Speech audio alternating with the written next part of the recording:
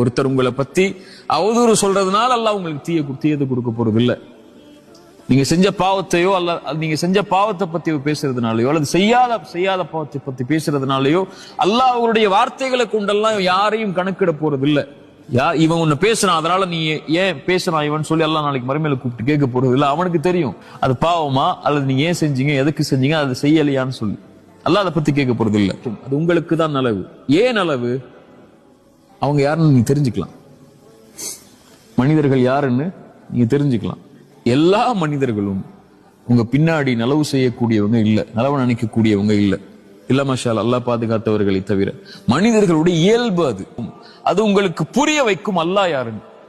உங்க உடன் இருக்கக்கூடியவர்கள் கூட உங்களை பத்தி தப்பா பேசலாம், உங்க கூட பிறந்த தம்பி பேசலாம், மனைவி பேசலாம், உங்க குழந்தைகள் பேசலாம், உங்களோட தாய் தந்தை கூட பேசலாம். உங்களுக்கு அது புரிய வைக்கும். இதான் யதார்த்தம், இதான் வாழ்க்கை. உங்களுக்கு அல்லாஹ் மட்டும்தான் தீர்வு. உலகத்துல எல்லா மனிதர்களுடைய இயல்பும் அதுதான். மனிதனா பிறந்தவனே குறைவுபட்டவன் தான் இதுல.